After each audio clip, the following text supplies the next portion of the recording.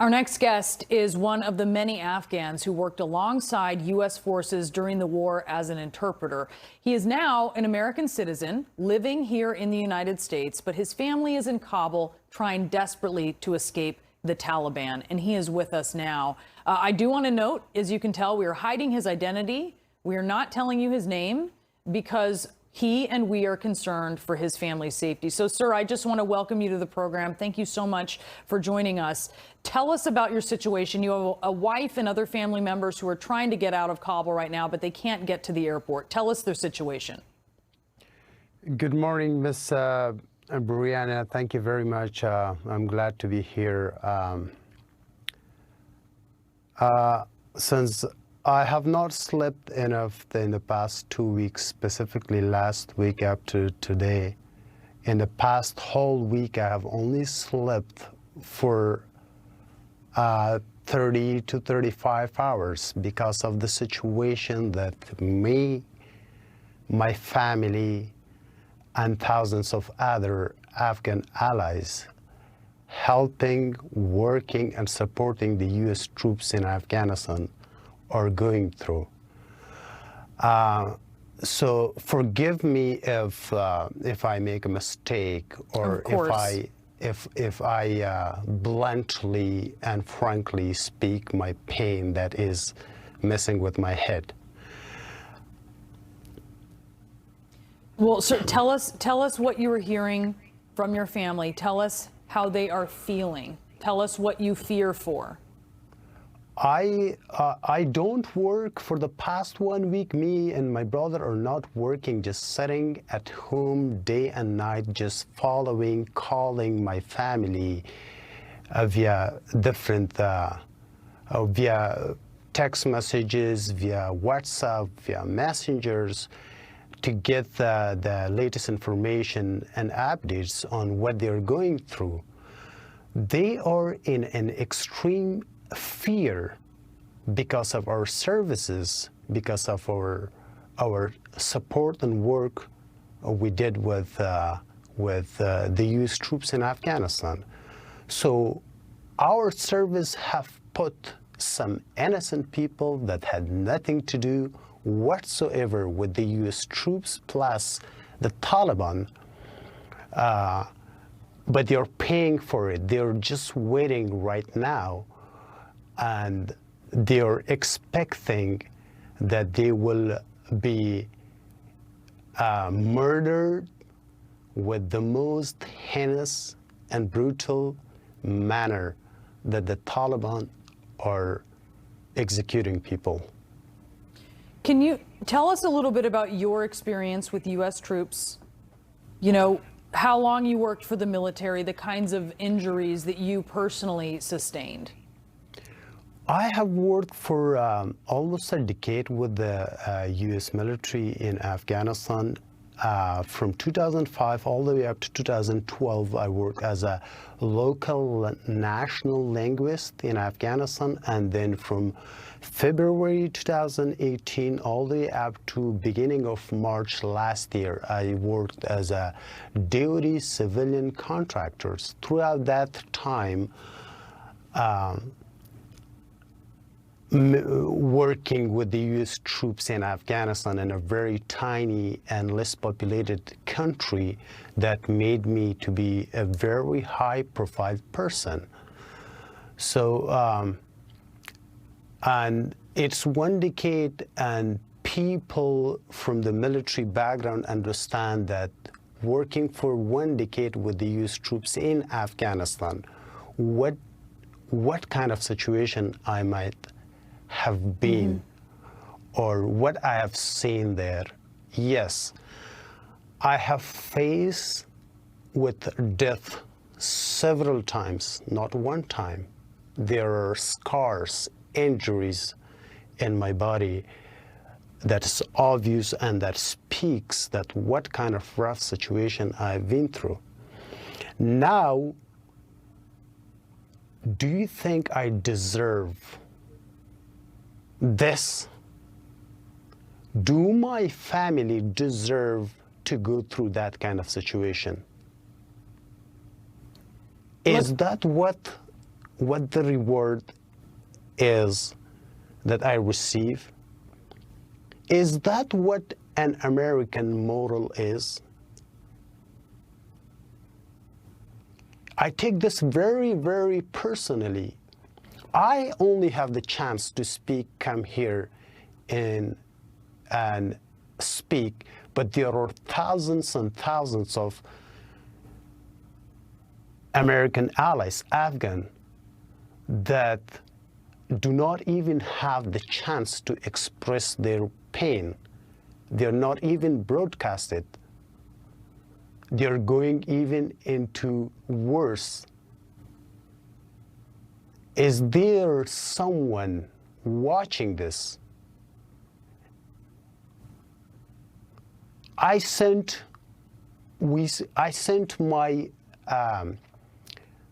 my brother's wife with his two kids, a 17 months old and a 5-year-old daughter, yesterday at 7:30 in the morning, and they were all the way there for 7 or up to 8 hours. To the airport? To the airport to be evacuated. And then later on, my brother called me and told me that, hey, do American government want to evacuate us alive, or they want our deceased body to be evacuated? I told him, what are you talking about? He told me that, brother, there is 90% of death and 10% if you make it to the gate, but there is no guarantee if we would be evacuated. And then they tell you, go, come back next day. It's a danger. You put us in more danger. This is not the way to evacuate Americans or American allies. We are washed by the word. We are spitting on our own faces. They are American. I am an American. That's my family. Yeah. You are an American citizen, and your family is having this struggle, and they are in danger because of the help that you gave America, that led to you becoming an American citizen. Why did you want to become an American citizen? Well, I became an American citizen because I believe this is not what America, that world is watching us. I became an American because America is value. America is ethic. America is dignity. America is generosity. This is not what America is. Allow me to pass my message to the entire world, specifically to Afghans and those who supported the U.S. troops in Afghanistan. Our foundation fathers did not let us handle our national and international issues like that. This is not what America is. All those Afghan allies that supported and worked with the U.S. troops know that we are working to convince the concerned authority to bring you safely with the most proper, professional, and respectful manner, rescue your life from there and bring you to America. America is beautiful. America is not the way that you have been faced with. America means ethics. Know that you were the ears, the eyes, and the heart of American troops in Afghanistan. American troops would have been deaf, blind, if you were not there. American troops left their ears, their eyes, and their hearts in Afghanistan. They are working. It's very, very personal for me that I have been injured, deadly severe. I have lost cousins. I have lost American women and men in uniform. And this is a disrespect for me, my service, for thousands and thousands of American soldiers that have lost their loved ones, that they lost their bloods. It's a shame. I, and alongside me, all my military families are taking this very, very personally. It's very painful. I'm talking, the pain is not in my chest, it's in my head, it is messing with my head. Yeah. I have put 20 plus family members at risk. I have no face to tell them that we are working to rescue you.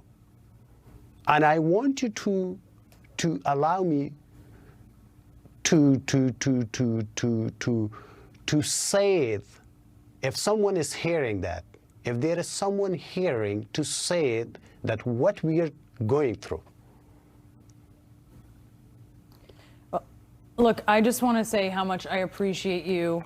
I mean, clearly you are doing this at considerable personal risk to yourself, but your family matters so much to you, and you're putting your faith in America, and we're going to see how America answers that. And I just want to thank you for being with us. You're most welcome. I'm an American. I'm America. There is no difference between me, America, on Americans. I'm an American. This is families of America. It's American family. We lost the battle, we lost the war, we lost the politician, but we should not lose moral. We should show to the world that we have morals, we have ethics, we have generosity, we have heart. We are working for our allies to be rescued from that situation. Sir, again, I want to thank you so much. And we're obviously going to keep reporting on this situation. We'll be checking in with you as well. Thank you again. You're most welcome. It's amazing. It's amazing to hear. That is the fear, right? Yeah. And I think you just see how his service has put his family at risk. And one of the things I reflect on is, very few people, a lot of people have served in this war, but very few Americans actually have served. Yes. There are a lot of Afghans who have served in this war for America. And we just heard, he is an American citizen, and this is causing a crisis of faith. His family's at risk. And he said, we may have lost the battle, we may have lost the war, but we don't need to lose our morals. And this is a crisis of faith to see if we can stand up to our ethics, our values, our dignity, our generosity. And you mentioned, I know this is very personal for you because you do come from a family. Your husband has served, and the feeling that a lot of vets of his generation have of trying to get these interpreters out. Yeah. The government may not be stepping up sufficiently. They're trying to supplant. There is I've been calling it a digital Dunkirk going on, and it's veterans who are doing it because, people like my husband are alive because of Afghans like the man that we just spoke to. These are translators, these are cultural advisors, and you heard him. He spent years and years. He spent years and years in the field.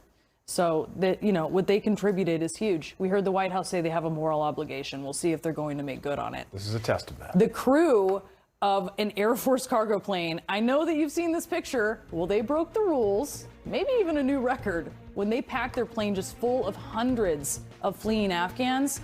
We're going to talk to that crew. They are standing by to talk to us.